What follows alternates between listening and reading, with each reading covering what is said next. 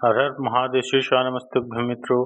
दोस्तों, माताओं, बहनों, मैं आप सभी शिव भक्तों को बारंबार प्रणाम करता हूं और आशा करता हूं आप सभी शिव भक्त स्वस्थ और फिट होंगे।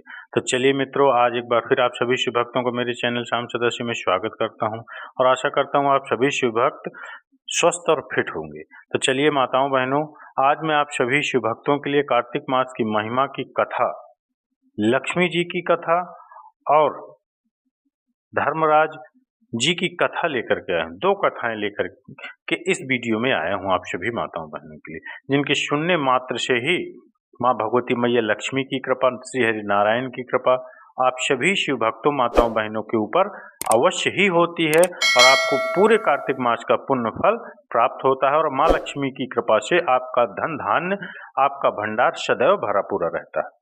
तो चलिए मित्रों, माताओं, बहनों, ज़्यादा समय न व्यक्त करते हुए हम चलते हैं माँ लक्ष्मी जी की कथा और धर्मराज जी की कथा की ओर। जानने से पहले अगर आप सभी शिव भक्त मेरे चैनल पहली बार आए हों तो चैनल को जरूर सब्सक्राइब करिएगा और इन कथाओं को अंत तक अवश्य सुनिएगा, क्योंकि अंत तक सुनेंगे तभी माँ लक्ष्मी और धर्मराज जी की कथा का आपको पूर्ण ज्ञान होगा, वरना आप अगर अधूरे में छोड़ेंगे तो उनका कहीं ना कहीं अनादर या अपमान भी हो सकता है। तो चलिए मित्रों, प्रयास करिए कि पूरा सुनिए और अपने जीवन पर उतारिए और उनका लाभ प्राप्त करिए, उनका आशीर्वाद प्राप्त करिए। तो चलिए मित्रों, सुनते हैं माँ लक्ष्मी जी की कथा और धर्मराज जी की कथा। एक बूढ़ा ब्राह्मण था। वह रोज पीपल को जल से सींचता था। पीपल में से रोज एक लड़की निकलती और कहती, पिताजी मैं आपके साथ जाऊंगी। यह सुनते सुनते बूढ़ा दिन कमजोर होने लगा, दिन ब दिन कमजोर होने लगा। तो बुढ़िया ने पूछा कि क्या बात है। बूढ़ा बोला कि पीपल से एक लड़की निकलती है और कहती है कि वह भी मेरे साथ चलेगी। बुढ़िया बोली कि कल ले आना उस लड़की को। जहां 6 लड़कियां पहले से ही हमारे घर में हैं, वहां 7वीं लड़की और सही आ जाएगी, क्या दिक्कत है।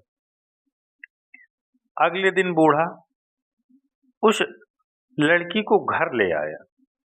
घर लाने के बाद बूढ़ा आटा मांगने गया, भिक्षा मांगने गया गांव मोहल्ले पड़ोस में।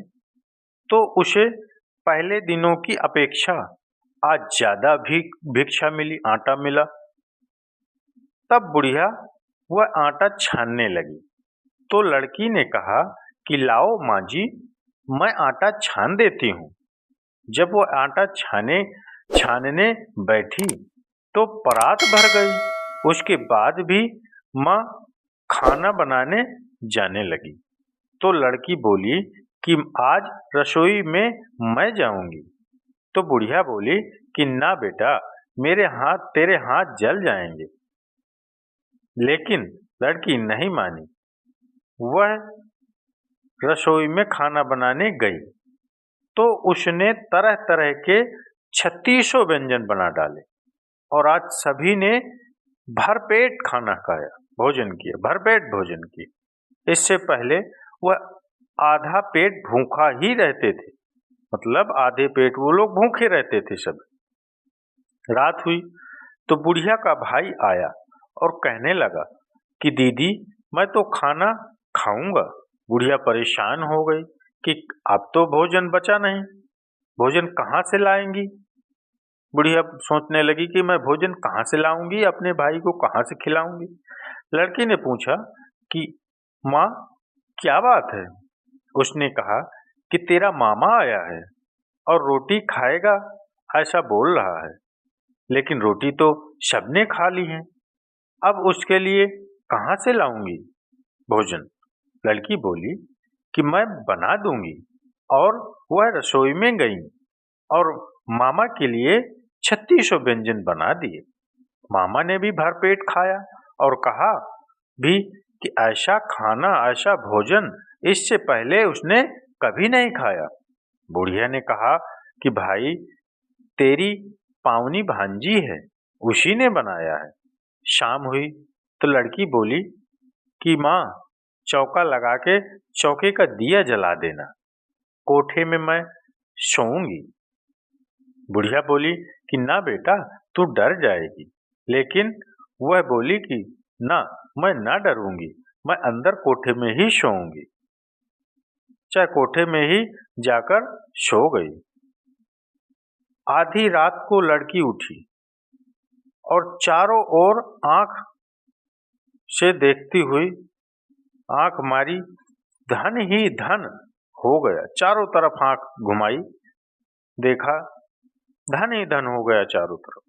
वह बाहर जाने लगी तो एक बूढ़ा ब्राह्मण, जो उसका बूढ़ा ब्राह्मण था, वो सो रहा था। उसने देखा कि कहाँ की बेटी, तू कहाँ चली, कहाँ की है, तू कहाँ चली। दूसरा ब्राह्मण देखा, दूसरे लड़की बोली कि मैं तो दरिद्रता दूर करने आई थी, अगर तुम्हें दूर करवानी है तो करवा लो। उसने बूढ़े के घर में भी आंख से देखा तो चारों ओर धन ही धन हो गया। सुबह सवेरे सब उठे तो लड़की को ना पाकर उसे ढूंढने लगे कि पावनी बेटी कहाँ चली गई।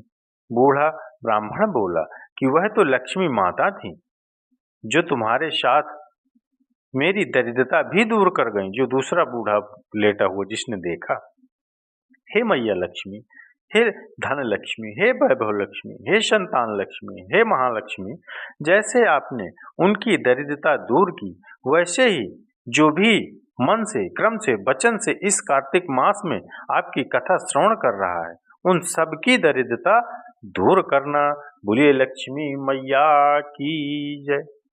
चलिए मित्रों, माताओं, बहनों, आपने माँ लक्ष्मी की कथा सुनी। अब धर्मराज जी की कथा श्रवण करते हैं।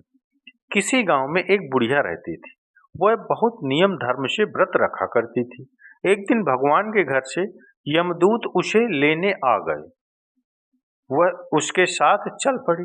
चलते चलते एक गहरी नदी आई तो यमदूत बोले कि माई, तुमने गोदान की हुई है या नहीं। बुढ़िया ने उनकी बात सुनकर मन में श्रद्धा से गाय का ध्यान किया तो वह उसके समक्ष आ गई और बुढ़िया उस गाय की पूंछ पकड़कर नदी पार कर गई। वह यमदूतों के साथ फिर आगे बढ़ी तो काले कुत्ते आ गए। यमदूत फिर बोले, कुत्तों को खाना दिया था। बुढ़िया ने मन में कुत्तों का ध्यान किया तो वे रास्ते से चले गए। जो कुत्ते काले आए थे वो रास्ते से चले गए। अब बुढ़िया फिर से आगे बढ़ने लगी तो रास्ते में कौवे ने उनके सिर में चोंच मारनी शुरू कर दी। तो यमदूत बोले कि ब्राह्मण की बेटी के सिर में तेल लगाया था। बुढ़िया ने ब्राह्मण की बेटी का ध्यान किया तो कौवों ने चोंच मारनी बंद कर दी। कुछ आगे बढ़ने पर बुढ़िया के पैर में कांटे चुभने लगे तो यमदूत बोले कि खड़ाऊं आदि दान की है आपने। बुढ़िया ने खड़ाऊं का भी ध्यान किया। खड़ाऊं उनके पैरों में आ गई। बुढ़िया फिर आगे बढ़ी तो चित्रगुप्त जी ने यमराज से कहा कि आप किसे लेकर आए हो। यमराज जी बोले कि बुढ़िया ने दान पुण्य तो बहुत किए हैं, लेकिन धर्मराज जी का कुछ नहीं किया, इसलिए आगे द्वार इसके लिए बंद है। सारी बात सुनने के बाद बुढ़िया बोली कि आप मुझे सिर्फ 7 दिन के लिए वापस धरती पर भेज दो। मैं धर्मराज जी का व्रत और उद्यापन करके वापस आ जाऊंगी। बुढ़िया माई वापस धरती पर अपने गांव आ गई और गांव वालों से उसे भूतनी समझकर, गांव वालों ने उसे भूतनी समझा क्योंकि वो तो मर चुकी थी, समझकर अपने दरवाजे बंद कर दिए। वह जब अपने घर गई तो उसके बहू बेटे भी दरवाजे बंद करके बैठ गए। बुढ़िया ने कहा कि मैं भूतनी नहीं हूँ, मैं तो धर्मराज जी की आज्ञा से वापस धरती पर 7 दिन के लिए आई हूँ। इन 7 दिनों में मैं धर्मराज जी का व्रत और उद्यापन करूंगी, जिससे मुझे परलोक में जगह मिलेगी। बुढ़िया की बातों से आश्वस्त होकर बहू बेटे उसके लिए पूजा की सारी सामग्री एकत्रित करने लगे। लेकिन जब बुढ़िया कहानी कहती है तब वह हुंकार नहीं भरते, जिससे बुढ़िया फिर अपनी पड़ोसन को कहानी सुनाती है और वह हुंकार भरती है। 7 दिन की पूजा, व्रत व उद्यापन के बाद धर्मराज जी बुढ़िया को लेने के लिए विमान भेजते हैं। स्वर्ग का विमान देख उसके बहू बेटे के साथ सारे गांव वाले भी स्वर्ग जाने को तैयार हो गए। बुढ़िया ने कहा कि तुम कहाँ तैयार हो रहे हो? मेरी कहानी तो केवल पड़ोसन ने सुनी है, इसलिए वही साथ जाएगी। सारे गांव वाले बुढ़िया से धर्मराज की कहानी सुनने का आग्रह करते हैं। तब बुढ़िया उन्हें कहानी सुना देती है। कहानी सुनने के बाद सारे ग्रामवासी विमान में बैठकर स्वर्ग जाते हैं। तो धर्मराज जी कहते हैं, मैंने जो विमान केवल बुढ़िया को लाने भेजा था, बुढ़िया माई कहती है कि हे धर्मराज, मैंने जो भी पुण्य किए हैं उसमें से आधा भाग आप गांव वालों को दे दो। इस तरह से धर्मराज ने ग्रामवासियों को भी स्वर्ग में जगह दे दी। हे धर्मराज महाराज, जैसे आपने बुढ़िया के साथ सभी गांव वालों को भी स्वर्ग में जगह दी है, उसी तरह से हमें भी देना।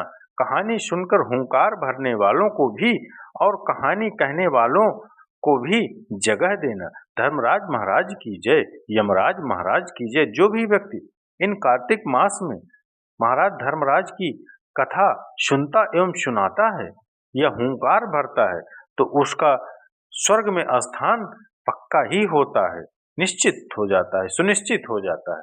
तो चलिए माताओं बहनों मित्रों, अगर आपने सभी ने हुंकार भरी है, कथा मन से और क्रम वचन से सुनी है, तो अवश्य ही आपके लिए स्वर्ग के द्वार हमेशा खुले रहेंगे और आपका अगला निवास स्थान स्वर्गलोक में ही होने वाला है। तो चलिए मित्रों, माताओं बहनों, अगर ये कथा आप सभी शिव भक्तों माताओं बहनों को कार्तिक मास में माँ लक्ष्मी और यमराज महाराज की कथा आपको अच्छी लगी हो, तो उनके लिए एक लाइक और कमेंट्स में उनकी हाजिरी अवश्य, अपनी हाजिरी दे करके उनका किसी न किसी रूप का नाम का जयकारा अवश्य करिएगा।